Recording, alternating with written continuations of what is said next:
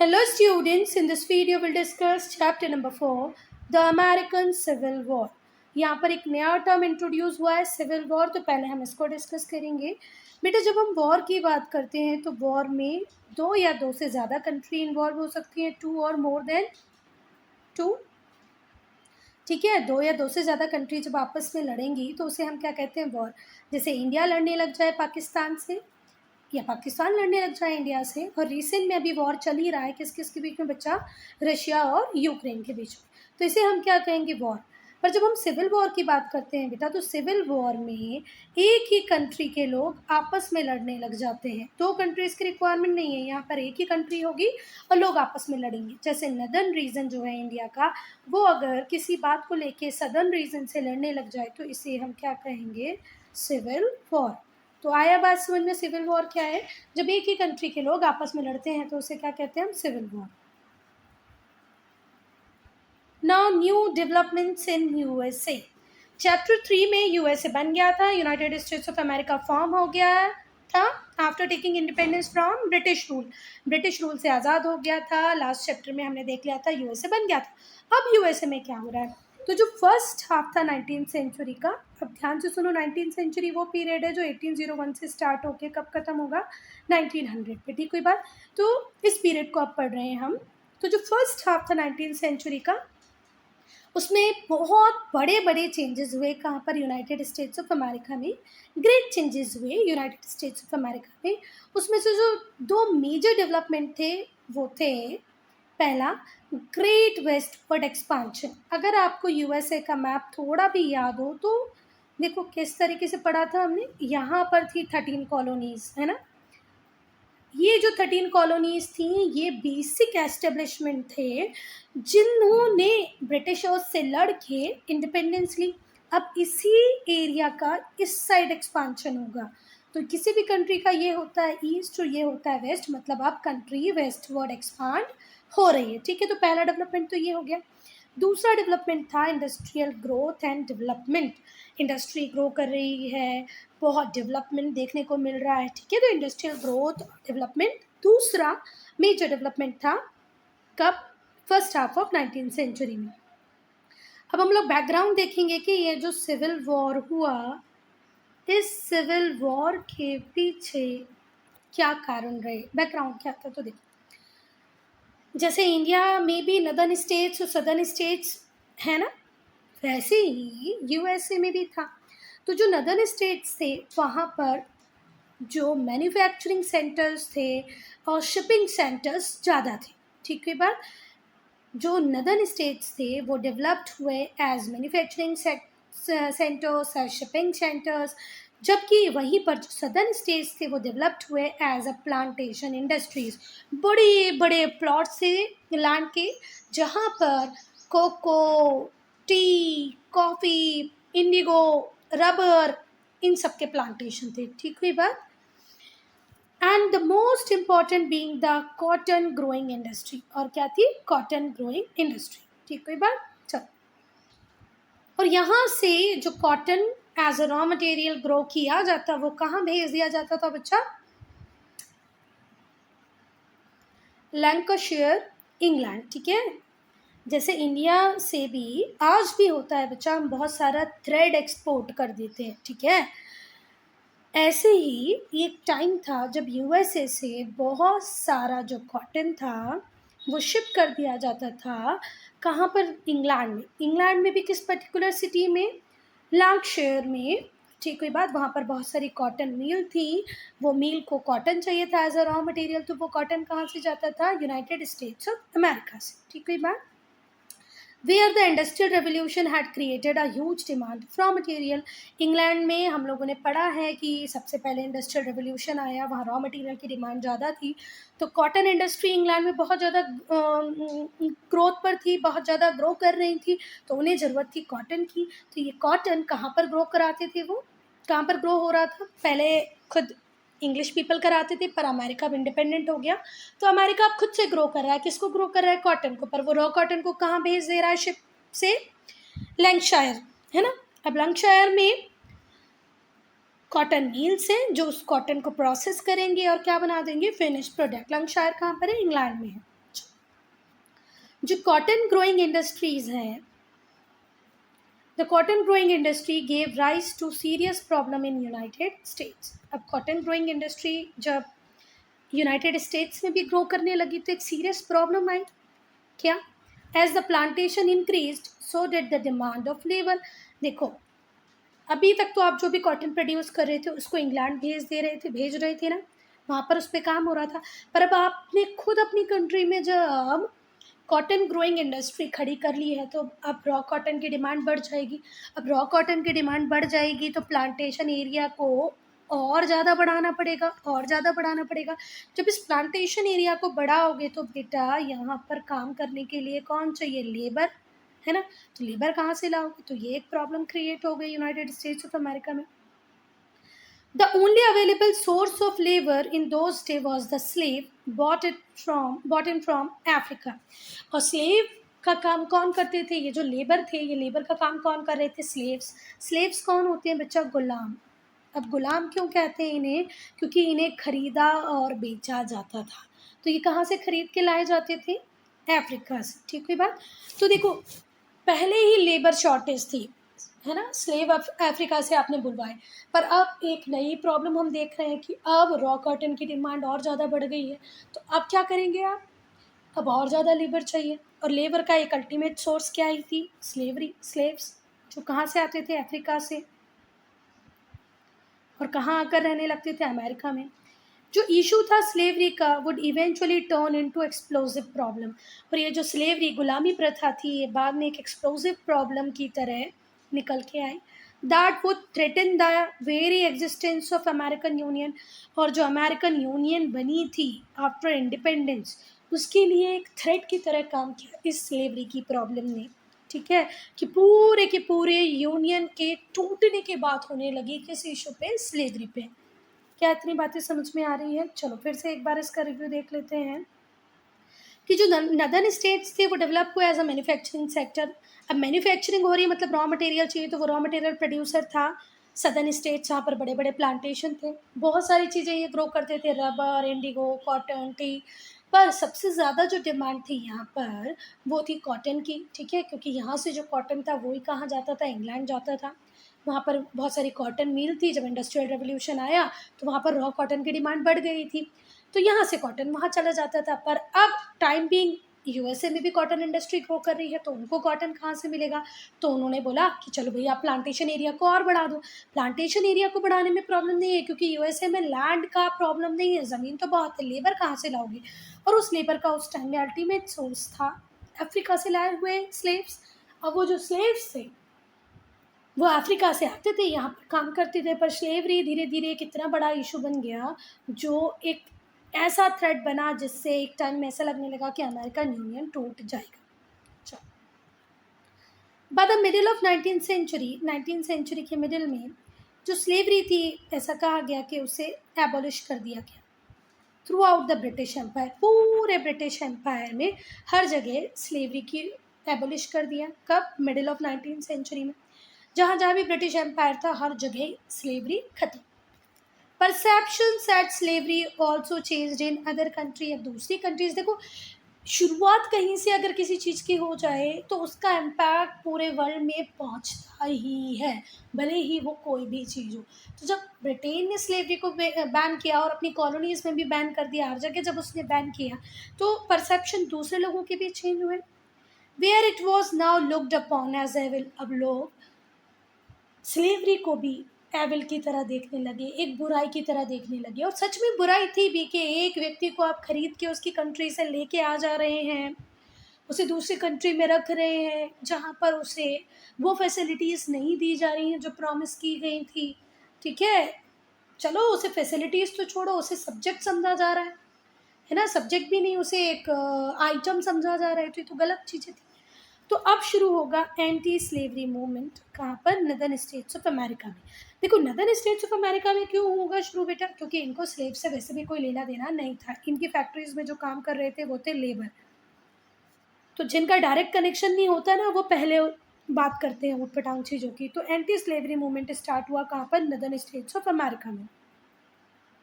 और अब ये लोग जो एंटी स्लेवरी मूवमेंट चला रहे थे वो डिमांड करने लगे कि स्लेवरी एबॉलिश कर दो पूरे यूनाइटेड स्टेट्स ऑफ अमेरिका में। अब बेसिकली स्लेव्स का यूज़ हो कहाँ रहा था? साउथ में।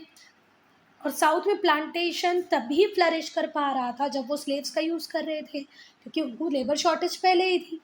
तो क्या तुम्हें लगता है कि साउथ इस बात के लिए एग्री करेगा, साउथ इस बात को मानेगा? बिल्कुल नहीं। अब जो इंडस्ट्रियलाइज्ड नॉर्दर्न स्टेट्स थे उन्हें स्लेव्स की कोई ज़रूरत ही नहीं थी, ठीक है, इसीलिए वो बिल्कुल भी अप्रूव नहीं करते थे स्लेवरी को। पर जो सदर्न स्टेट्स थे वो बोलते थे भैया कि हमें तो नीड है स्लेव्स की, कॉटन और शुगर प्लांटेशन के लिए। हमारा शुगर प्लांटेशन, कॉटन प्लांटेशन बिल्कुल भी स्लेव्स के बिना नहीं हो सकता, तो हमें तो बैडली नीड है स्लेव्स की। तो आप कैसे स्लेवरी को पूरे यूनाइटेड स्टेट्स ऑफ अमेरिका में बैन करेंगे? तो गलत है। Thus slaves who provided cheap labor were considered a necessity, और उन लोगों ने बिल्कुल साफ साफ क्लियरली बोल दिया कि भैया हमारे लिए तो ये नेसेसिटी है, जो स्लेव्स है वो चीप लेबर प्रोवाइड करते हैं हमें in the प्रोडोमिनेटली agriculture southern states. तो हमारी तो ये बेसिक नीड है, हम इसको तो बैन कर ही नहीं सकते। पर नदर्न स्टेट्स को क्योंकि स्लेव्स की ज़रूरत नहीं थी तो वो इस बात पे अड़े हुए थे कि स्लेवरी बैन कर देना चाहिए। अब बेटा जो सदर्नर्स थे, साउथ में जो रहने वाले बड़े बड़े प्लांटेशन ओनर्स थे, जिनके पास बड़ी बड़ी ज़मीनें थी जिसके ऊपर वो स्लेव से काम करवा रहे थे, उनकी बात करें बेसिकली हम, पर often needlessly cruel and harsh in their treatment to slaves. ये लोग स्लेव्स को बिल्कुल अच्छा नहीं रखते थे, बहुत ही क्रूअल ट्रीटमेंट उनके साथ करते थे, बहुत ही हार्श रहते थे। दिस आउटरेज्ड मेनी नदनर्स, और इस वजह से बहुत गुस्से में थे कौन? नदनर्स, ठीक है, नॉर्थ एरिया में रहने वाले लोग। तो ये जो गुस्से में जो थे नदनर्स कि भाई आप जो स्लेव के साथ जो ट्रीटमेंट करते हो ये सही नहीं है, ये तो अत्याचार है, ऐसा आपको नहीं करना चाहिए। और इससे टेंशन थोड़ी सी बढ़ गई किसके बीच में? स्लेव स्टेट्स मतलब साउथ और एबोलिशन स्टेट्स मतलब नॉर्थ, ठीक है। जो स्लेव स्टेट थे साउथ में उनके बीच में, और जो एबोलिशन स्टेट से नॉर्थ में उनके बीच में थोड़ी सी टेंशन बढ़ गई, थोड़ी नहीं बहुत सारी टेंशन बढ़ गई। ठीक हुई बात। इनका मानना था कि ठीक है यार, अगर तुम उन्हें ला भी रहे हो अफ्रीका से, उनसे काम करवा रहे हो तो उन्हें प्रॉपर ट्रीटमेंट दो, ठीक है, उनके साथ भी तुम ह्यूमंस जैसा बिहेव करो। पर आप तो बिल्कुल उन्हें एक आइटम समझ रहे हो, ये तो बिल्कुल गलत बात है। 1852 में बच्चा हैरिट बीचर स्टॉ ने पब्लिश की अपनी एक फेमस बुक जिसका टाइटल था अंकल टॉम्स कैबिन। ये एक एंटी स्लेवरी बुक थी बच्चा, जो कब आई? 1852 में। राइटर कौन थी इसकी? Harriet Beecher Stowe. Harriet Beecher Stowe ने अंकल टॉम्स कैबिन नाम की बुक लिखी जो एंटी स्लेवरी पे थी, जिसने हाईलाइट किया, एक्सपोज किया horrors of slavery. Being a slave आप कितना ब्लैक फेस में जीते हैं, कितना कुछ सहते हैं, वो सब कुछ इस बुक में मेंशन था। इसमें जो मजबूरियाँ, जो प्रॉब्लम्स फेस कर रहे थे स्लेव्स, वो रिटर्न थी, लिखी हुई थी। ये जो बुक थी इसका एक बहुत प्रोफाउंड इन्फ्लुएंस था किसके ऊपर? नदर्न स्टेट्स के लोगों के ऊपर। और उनका जो एंटी स्लेवरी कैंपेन था, इस बुक के आने के बाद उसको एक और मोमेंटम मिल गया कि हम देखो गलत नहीं बोल रहे, स्लेव बीइंग अ स्लेव एक व्यक्ति का जीवन कितना कठिन हो सकता है, वो अगर आपको जानना हो तो आप बुक्स पढ़ो किसकी? हैरिट बीचर स्टॉ की, जिसका नाम है अंकल टॉम्स कैबिन। और उस बुक को पढ़ने के बाद आपको पता चलेगा कि हम गलत नहीं बोल रहे भैया, ये कौन बोल रहे हैं? नदर्न स्टेट्स के लोग। तो हमें ये एंटी स्लेवरी कैंपेन और आगे तक लेके जाना चाहिए, इसके लिए कुछ होना चाहिए, ये डिमांड और ज़्यादा बढ़ गई। ठीक है बात। चलो, तो जो सदर्न स्टेट्स थे वो भी कहाँ पीछे थे? उन्होंने चेतावनी दे दी, थ्रेटन किया नदर्न स्टेट्स को कि if you want to ban slavery then we will secede और ब्रेक अवे। हम टूट जाएंगे। सिसीड का मतलब होता है किसी एक पर्टिकुलर पार्ट का हम टूट जाएंगे, हम हमारी कन्फेडरेसी अलग बना लेंगे, कोई प्रॉब्लम नहीं है। फिर तुम तरसते रहना रॉ मटेरियल के लिए, क्योंकि तुम्हारे एरियाज़ में जो इंडस्ट्रीज़ हैं जो इतना फ्लरिश कर रही हैं वो किसकी बदौलत कर रही हैं? हमारे प्लांटेशन से जो रॉ मटेरियल आता है, जो स्लेव्स प्रोड्यूस करते देते हैं, उसी से ना। अगर ये प्लांटेशंस में स्लेव्स काम नहीं करेंगे, रॉ मटेरियल नहीं होगा, तो क्या आपकी इंडस्ट्रीज़ रहेंगी? बिल्कुल नहीं रहेंगे। अब खुशी से स्लेवरी बैन करो, हम बिल्कुल अलग हो जाएंगे, हम सीड कर जाएंगे। और हम नई कन्फेडरेसी बना लेंगे। तो ऐसे भी चेतावनी दे दी किसने? सदर्न स्टेट्स ने। चलो अब अब्राहम लिंकन को पढ़ेंगे। तो जो अब्राहम लिंकन थे वो 16 प्रेसिडेंट थे इंडिया के। कब प्रेसिडेंट बने? 1861 में। जब इन्होंने प्रेसिडेंशियल पोजीशन को संभाला तो कंट्री का बहुत क्रिटिकल फेस चल रहा था। एक कहना चाहिए मुश्किल वाला जो टाइम था वो चल रहा था कंट्री का। कंट्री शार्पली डिवाइडेड थी, स्लेवरी हो स्लेवरी ना हो में। ठीक हुई बात। एक बर्निंग इशू था उस टाइम का स्लेवरी, जिस पे पूरी कंट्री में क्लियर कट डिमार्केशन था, यस और नो। और ये कंट्री के लिए बहुत ही एक टर्मोइल वाला पीरियड था जिसमें अब्राहम लिंकन क्या बने? प्रेसिडेंट। लिंकन का जो व्यू था स्लेवरी के ऊपर वो वेल नोन है, सब जानते हैं उसको कि ही डिस्पाइज्ड, बहुत ही ज़्यादा नफरत करते थे वो किससे? स्लेवरी से। उनका बिलीव था कि ये विशस और ब्रूटल सिस्टम है, बहुत ही क्रूरता भरा, बहुत ही खराब सिस्टम है। ठीक है, ब्रूटल मतलब क्रूर और विशस मीनिंग, और विशस का जो एग्जैक्ट मीनिंग होता है बच्चा वो होता है निर्मम। अब निर्मम का मीनिंग भी आप लोगों को नहीं पता होगा, मतलब आप समझो बहुत बुरा। ठीक है बात। तो बहुत बुरा, बहुत क्रूअल सिस्टम, बहुत ही ब्रूटल सिस्टम था स्लेवरी, जिसको बिल्कुल भी पसंद नहीं करते थे Abraham Lincoln. The Gettysburg address. Gettysburg एक प्लेस है बच्चा जहाँ से लोगों को एड्रेस किया था किसने? अब्राहम लिंकन ने। और इसीलिए इसे फेमसली क्या ही कहते हैं हम? Gettysburg address. कब दिया था बच्चा ये? 1863 में। लिंकन ने यहाँ पर जस्टिफाई किया डिफरेंट डिफरेंट ग्राउंड्स पे कि क्यों स्लेवरी को एबोलिश करना ही था। मतलब देखो, स्लेवरी को एबोलिश करने के लिए अब्राहम लिंकन बिल्कुल डिटरमिन्ड थे, तो वो अब ये बता रहे हैं कि वाई, क्यों। डिफरेंट ग्राउंड्स को देकर, डिफरेंट बातों को लेकर वो बता रहे हैं कि ये बहुत ज़रूरी था कि स्लेवरी एबोलिश हो जाए। तो पहली जो बात थी वो थी ये कि जो हमारे कंट्री है इसको बनाने टाइम हमारे जो फाउंडिंग फादर्स थे उन्होंने कुछ प्रिंसिपल्स की बात की थी, वो थे लिबर्टी और इक्वालिटी। तो क्या हम स्लेव्स को लिबर्टी दे रहे हैं? क्या हम उन्हें इक्वल ट्रीटमेंट दे रहे हैं? तो कहाँ इक्वालिटी, जो हमारा फाउंडिंग प्रिंसिपल है, जो हमारे फोर फादर, जब हम यूनाइटेड स्टेट्स ऑफ अमेरिका बन रहा था तो उन्होंने इसकी बात की थी कि हम सब इक्वल हैं, पर हमने स्लेव्स को तो कोई इक्वालिटी नहीं दी। तो इसीलिए स्लेवरी बैन होना चाहिए। Second, 4 score and 7 year ago. इसका क्या मीनिंग हुआ बच्चा? स्कोर का मीनिंग होता है 20, 20। ठीक है, 4 स्कोर का मीनिंग क्या हो जाएगा? 80। एंड 7 बोल रहे हैं मतलब 87 ईयर्स अगो, आज से 87 साल पहले। लिंकन कह रहे हैं कि आज से 87 ईयर अगो, मतलब ये कब की बात करें? 1776 की, क्योंकि 1776 में डिक्लेरेशन साइन हो गया था, तब को लेकर ये बोल रहे हैं कि आज से 87 साल, 87 ईयर अगो, हमारे जो फादर्स थे उन्होंने इस कॉन्टिनेंट पे एक नए नेशन को जन्मा। ठीक है, कंसीव्ड इन लिबर्टी, जिसमें इनबिल्ट था लिबर्टी का idea. Dedicated to the proposition that all mans are created equal, सारे मैन इक्वल हैं। ये एक बेसिक थीम थी यूनाइटेड स्टेट्स ऑफ अमेरिका के बनने की। लिबर्टी होगी इस कंट्री में, ये भी बेसिक थीम थी। ठीक हुई बात। अब वो बोल रहे हैं तो क्या हमें उस बात के लिए लड़ना ज़रूरी है, स्लेवरी हो या ना हो? क्या स्लेव्स को हम लिबर्टी दे रहे हैं? क्या उन्हें इक्वल ट्रीटमेंट दे रहे हैं? ये तो बिल्कुल ही गलत है, जबकि कि इस कंट्री का जन्म ही किसके लिए हुआ है? लिबर्टी के लिए। All mens are created equal. चलो, it is rather for us, जबकि हमारे लिए ये काम ज़रूरी है कि हम पूरे डेडिकेशन के साथ उस काम को करने लग जाएं जो हमारे लिए बाकी छूट गए हैं। ठीक है बात, ना कि इस बात के लिए लड़ें जो ऑलरेडी डिसाइडेड हो चुका है उसको बदलें। ठीक है बात। इट इज़ रादर फॉर अस, ये अब हमारे ऊपर है कि हम अपने आप को डेडिकेटेड कर दें to the great task remaining before us, जो काम हमारे लिए छोड़े गए हैं अब हम उनको करें। दैट दिस नेशन, ये जो नेशन है ये भगवान की शरण में shall have new birth of freedom, एक नई स्वतंत्रता को जन्म दे जहाँ पर जो सरकार हो वो कैसी हो? कैसी सरकार बने? वह सरकार बने जो जनता की हो, वह सरकार बने जो जनता की हो। That the government of the people, जनता की हो। बाय द पीपल, जनता से हो। फॉर द पीपल, जनता के लिए हो।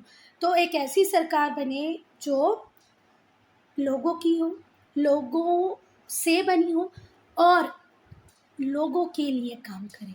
और ऐसी जो भी सरकार हो, shall not parish from the earth, और ऐसी सरकारें कभी ख़त्म ना हो किससे? अर्थ से।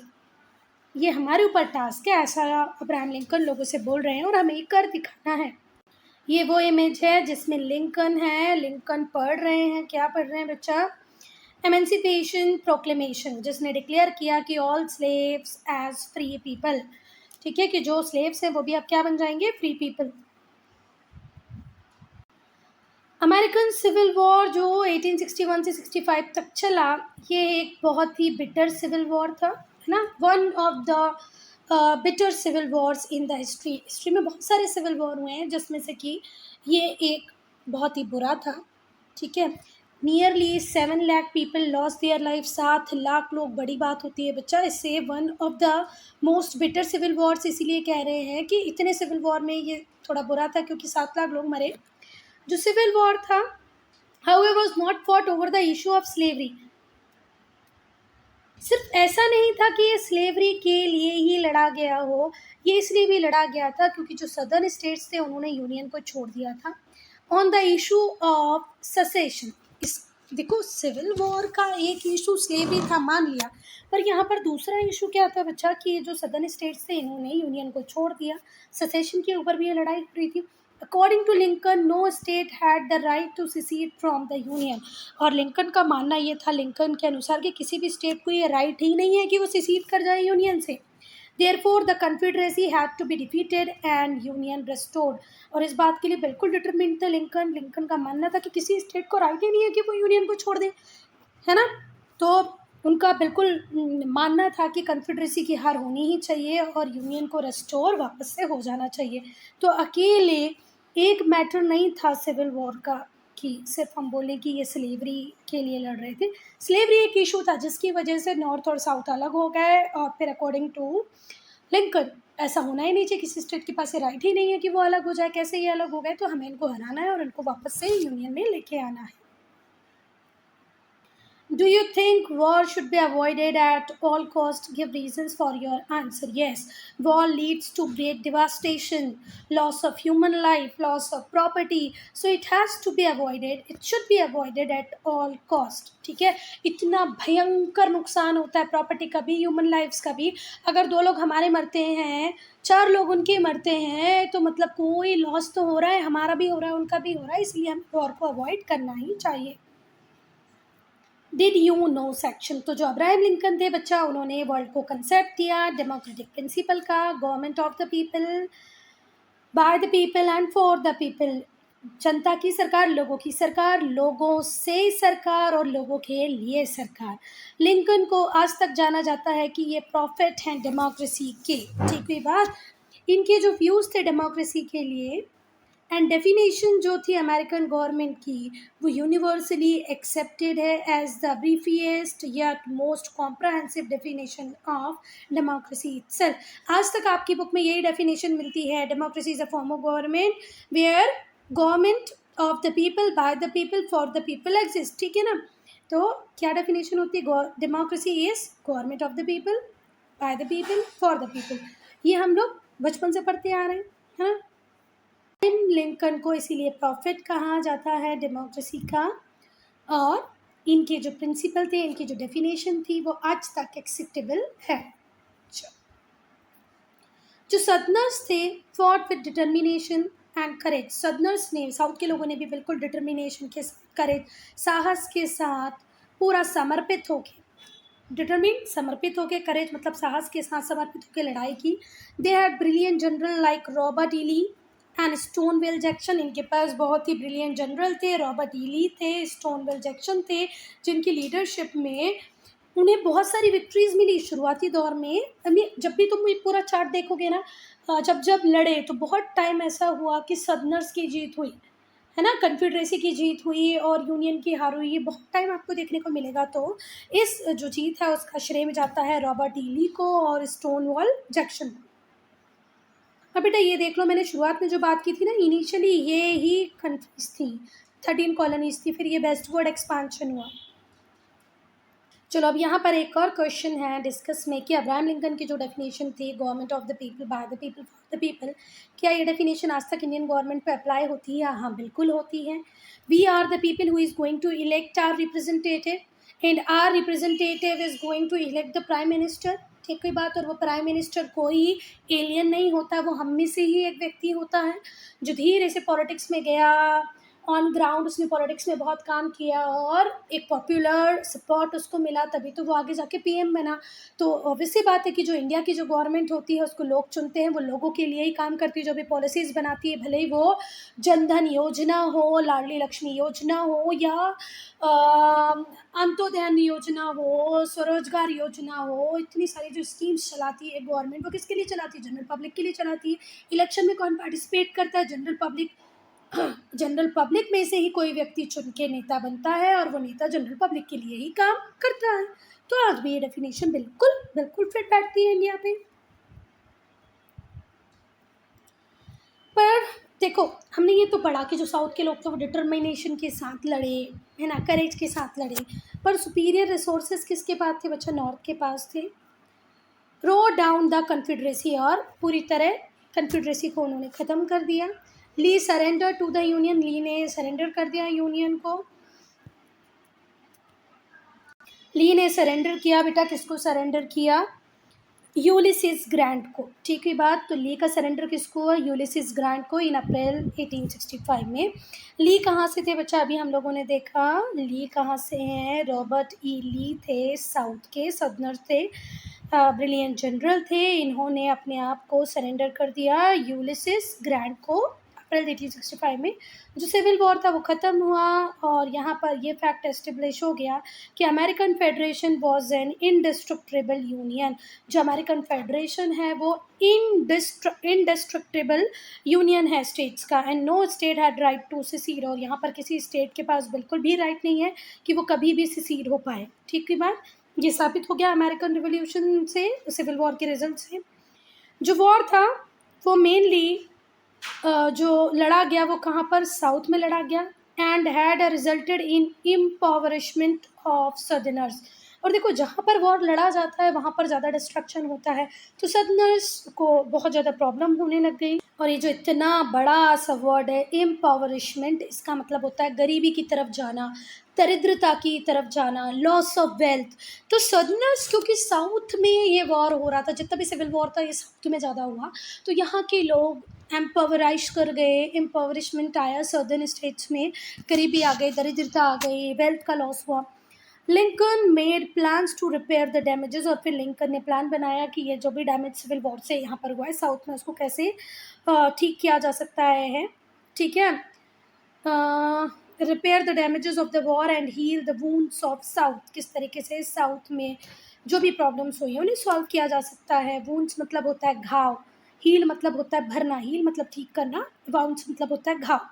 Unfortunately for the United states 10 days after the victory of union, 10 दिन बाद ही, जैसे ही यूनियन की विक्ट्री हुई 10 दिन बाद ही जो अब्राहम लिंकन थे, जो ग्रेटेस्ट अमेरिकन प्रेसिडेंट थे, उनका असैसिनेशन हो जाता है, उन्हें कोई गोली मार देता है।